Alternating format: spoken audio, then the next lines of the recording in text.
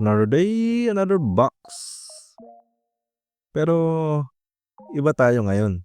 Hindi tayo Pokemon cards.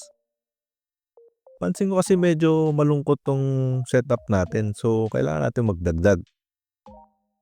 Meron akong in-order na mga figures pang display para medyo lively naman yung setup natin.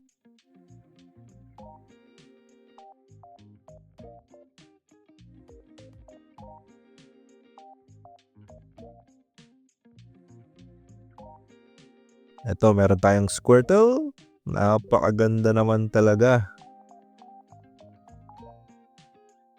Tingnan nyo yung detail, oh. Tapos yung quality ng gawa. Hindi nyo makikita yung pagkaka dikit-dikit ng parts. Ito, akala ko natatanggal. Hindi pala. So, pwede niyang patungan ng cards. Pang display din. Kaso matatakloban si Squirtle. Meron din tayong parang mystery box, mystery Pokeballs. Meron tayong Bulbasaur na nakuha. Napaka-cute. Medyo mini-mini lang siya. Pero kung collector ka, di ba? Next is Eevee. May Squirtle din dito kaso random siyang binibigay sa akin. So,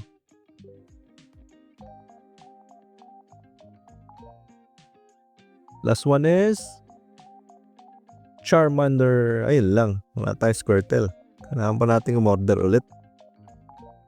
Pero tingnan nyo, kahit maliit, hindi tinipid sa pagkakagawa.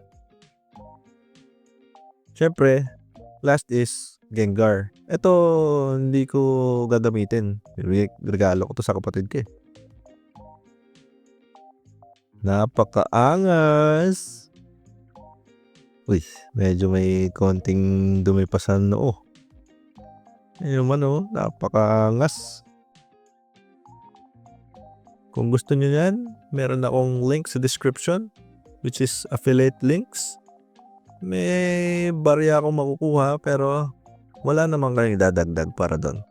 Konting tulong lang para sumuporta sa Pokemon journey natin para may mabili pa tayong mga box. Ay lang. Salamat!